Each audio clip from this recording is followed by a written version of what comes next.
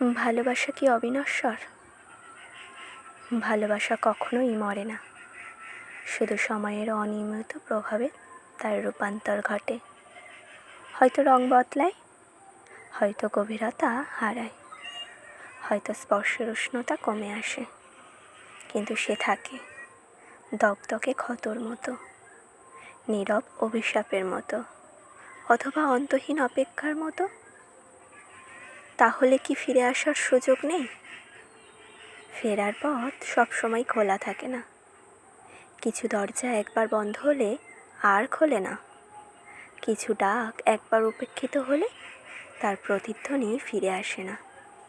কিছু সম্পর্ক শেষ হয়ে যায় উচ্চারিত না হওয়া শব্দগুলোর ভারে, চাপা কান্নার জ্বালায়, অথবা আত্মসম্মানের নির্মম বিধানে। কিন্তু কেউ যদি বোঝার আগেই দূরে সরে যায়, বোঝার জন্য হৃদয় দরকার, কিন্তু বোঝার দায়ভার ভালোবাসার উপর বাদ দেয় না।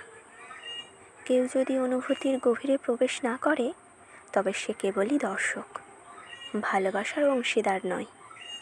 আর একবার যদি অনুভূতি উপেক্ষিত হয়, তাহলে তার প্রতীক্ষা অর্থহীন হয়ে যায়, তার অস্তিত্বই প্রশ্নবিদ্ধ হয়ে পড়ে। তাহলে কি অপেক্ষা বৃথা? অপেক্ষা কখনো বৃথা হয় না, কিন্তু তাতে ব্যর্থতার গ্লানি থাকে। অপেক্ষা প্রমাণ করে ভালোবাসা কতটা অকৃত্রিম ছিল, কিন্তু সে প্রমাণের মূল্য কেবল সেই বোঝে যে সত্যিই হারিয়েছে, যাকে পাওয়া হয়নি। সে বোঝে না, কারণ সে কখনোই উপলব্ধির ভার বহন করেনি। তাহলে কি অনুতাপেরও কোনো মূল্য নেই? অনুতাপ তখনই মূল্যহীন হয়ে যায় যখন তাকে প্রকাশের জন্য কেউ আর তার পাশে থাকে না। কিছু ভুল শোধরানোর জন্য সময় দেয়, কিছু ভুল শোধরানোর সময় পেরিয়ে যায়।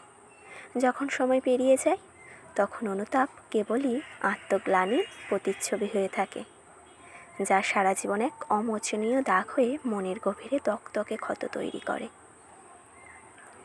তাহলে ভালোবাসার শেষ কোথায়? ভালোবাসার শেষ নেই, কারণ যা প্রকৃত তার কখনো সমাপ্তি ঘটে না। কিন্তু সম্পর্কের শেষ আছে, অপেক্ষার সীমা আছে, অনুভূতির সহক্ষমতা আছে।